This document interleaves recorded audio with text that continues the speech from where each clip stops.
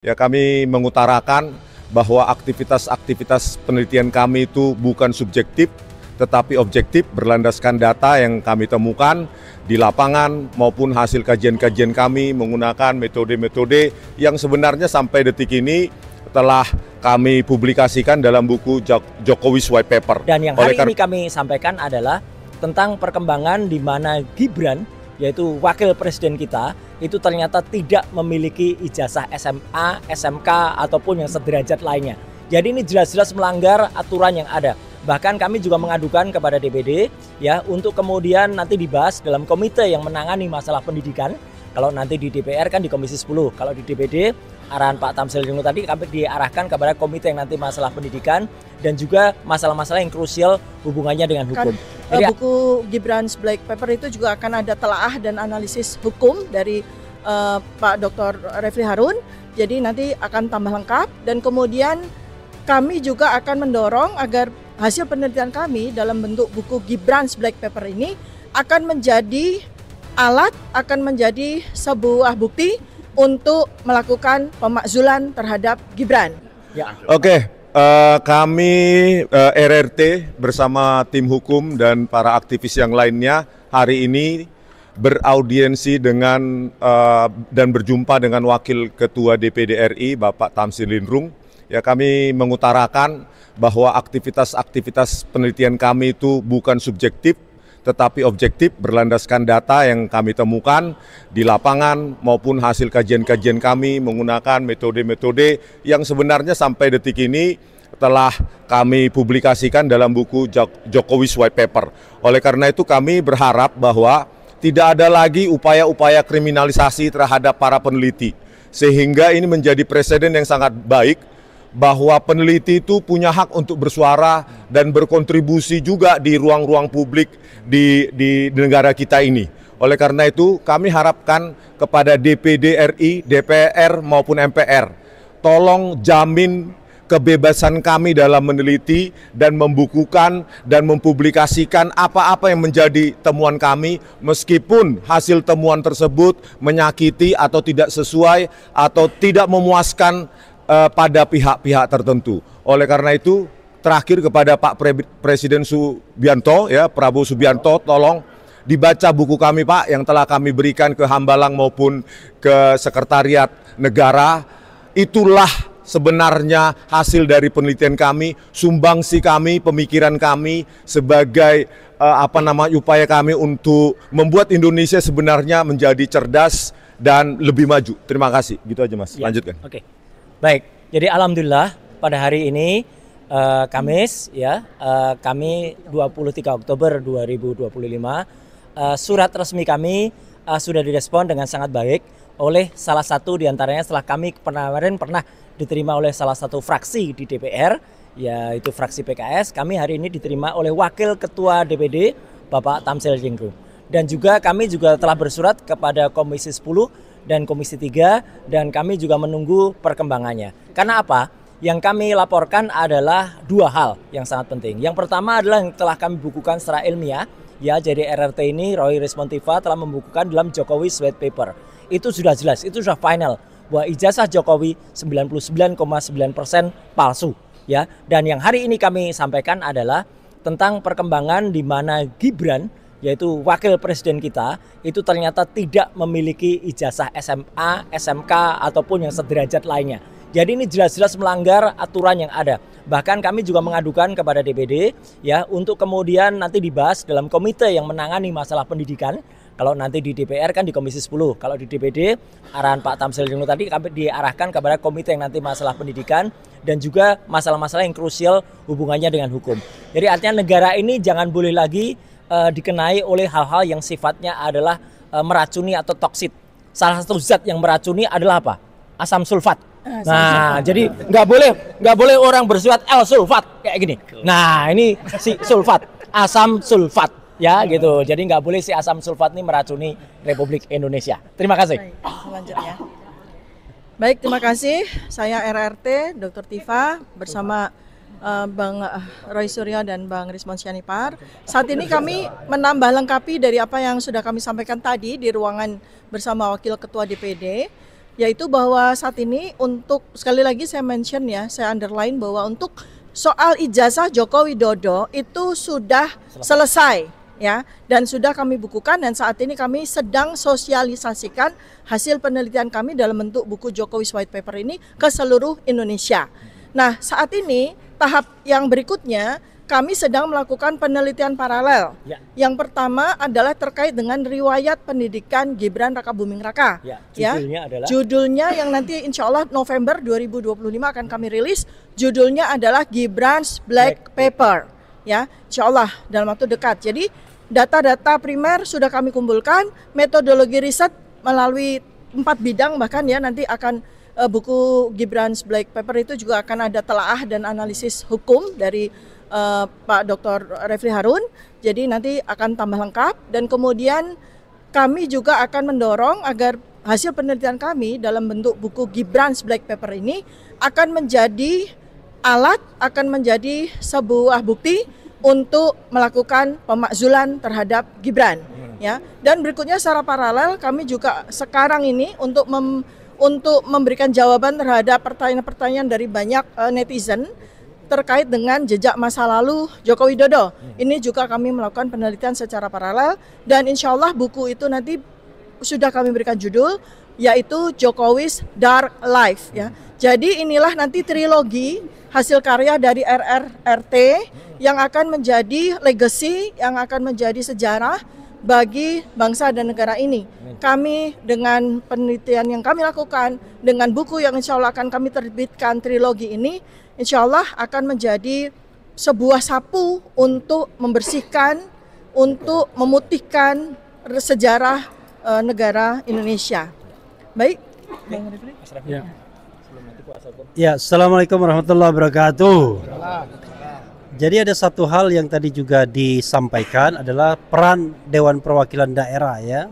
Karena mereka dipilih rakyat, kami berharap mereka menyuarakan juga terutama hal-hal yang bersifat potensi kriminalisasi terhadap orang yang melakukan penelitian, mengeluarkan pendapat baik secara lisan dan tulisan. Karena hal itu dijamin oleh konstitusi. Itu satu hal. Nah, yang kedua, kita sampaikan juga dari semua alasan-alasan konstitusional untuk memakzulkan Gibran Rakabuming Raka, maka disampaikan dari semua klaster atau 3 klaster itu masuk semua.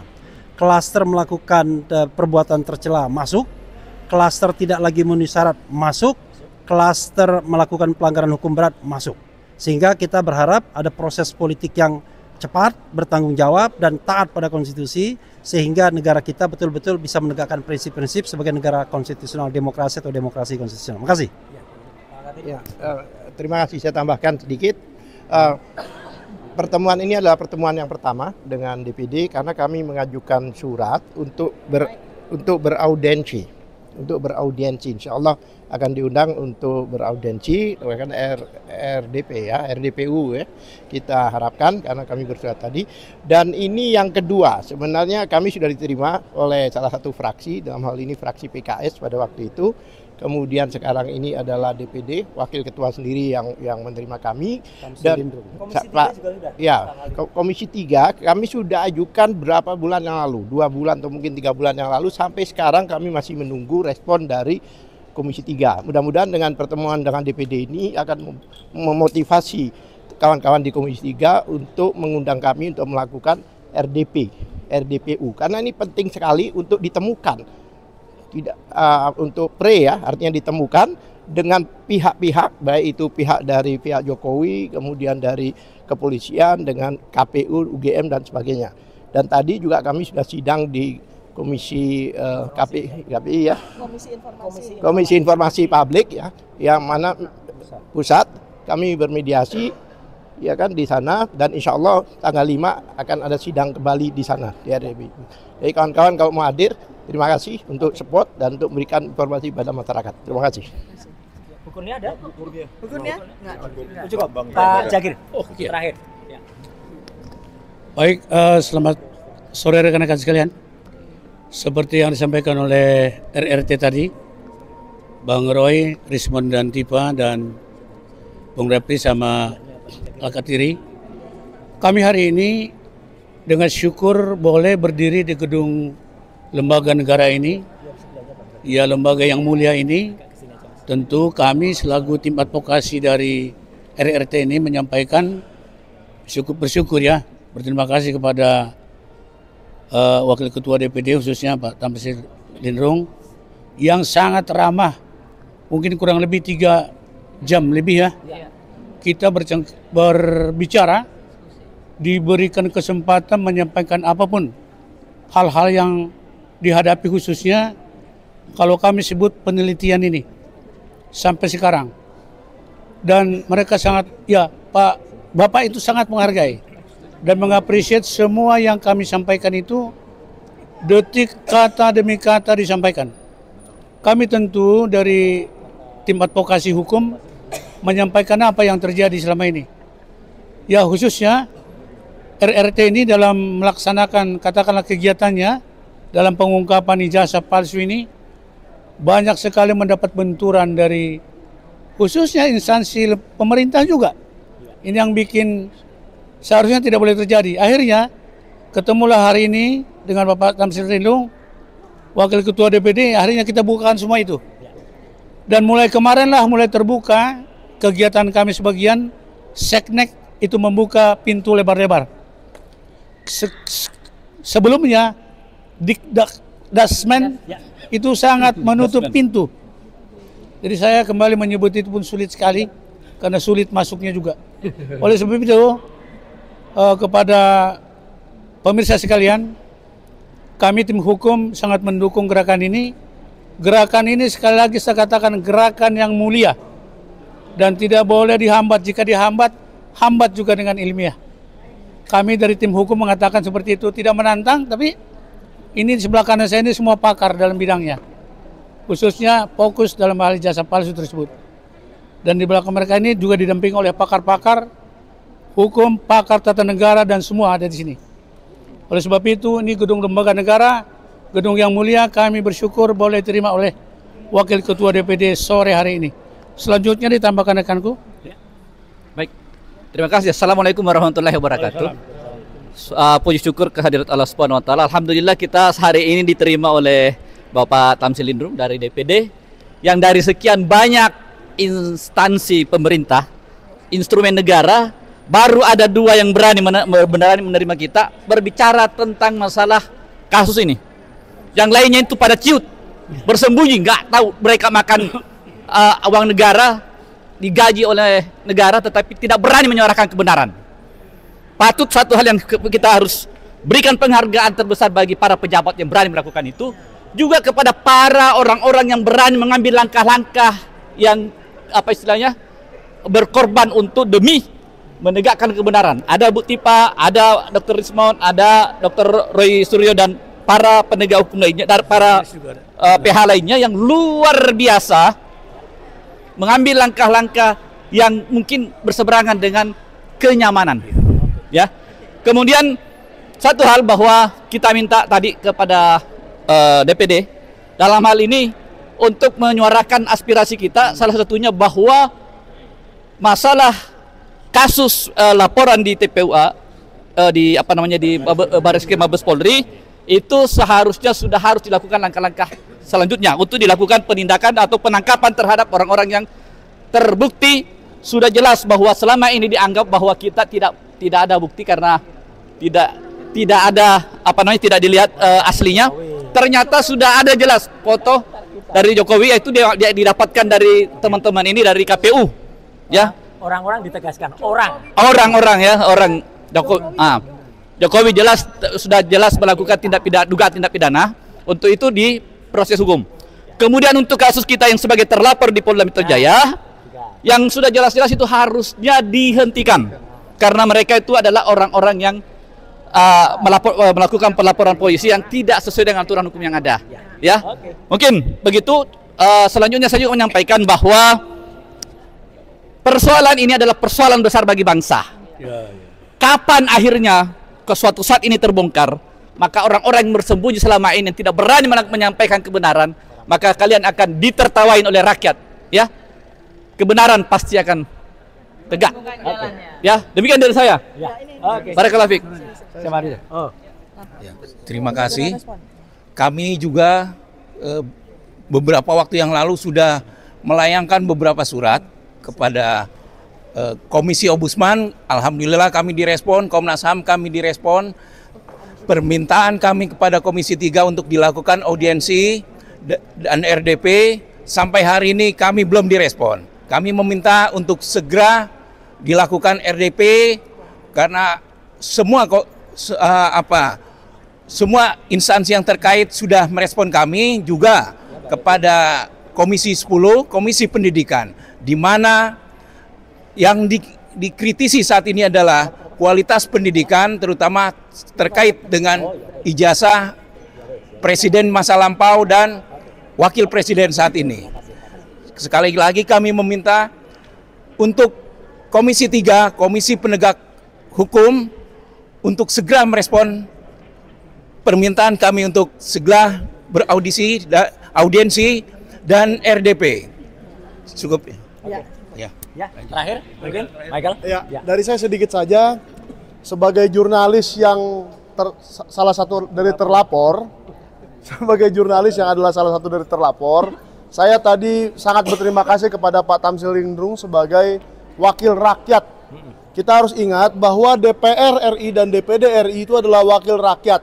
Sementara kalau seperti Mendikdasmen atau segala macam orang yang ada di situ itu bukan wakil rakyat, itu adalah pembantu presiden. Mereka hanya membantu presiden, dan kalau kelakuannya tidak beres bisa diganti kapan saja oleh Pak Presiden Prabowo. Nah, yang kita lihat di sini sangat baik bahwa kita diterima dengan baik, diajak berdialog dengan baik, tidak seperti di Kemendikdasmen yang langsung memasang pagar betis 50 orang. Di mana kita tidak boleh masuk, apalagi seorang jurnalis tidak boleh masuk dan tidak boleh tahu apa yang mereka bicarakan di dalam. Itu adalah sebuah pelanggaran yang menginjak-injak Undang-Undang Pers nomor 40 tahun 99. Maka saya menghimbau kepada kawan-kawan kita di kementerian-kementerian, janganlah melakukan hal-hal seperti itu. Dan yang kedua, saya juga menghimbau kepada bapak-bapak di Dewan Perwakilan Rakyat, di Komisi 3 dan Komisi 10 juga, bagian pendidikan, untuk buat apa kita takut atau bukan takut ya, untuk apa kita ragu? Ayo buka pintu, ayo buka dialog, supaya kita tahu apa yang sebenarnya, supaya rakyat tahu apa yang sebenarnya, karena kami sudah banyak mengumpulkan data dan rakyat berhak tahu melalui telinga Anda. Oke. Sekian. Ya, oke. Terima kasih ya teman-teman. Mas Roni, selamat sore. Assalamualaikum. Udah. Udah. Kok jadi saya closingnya? Gak apa-apa lah. Keren cadas. Di sini nih, keren cadas. Keren cadas.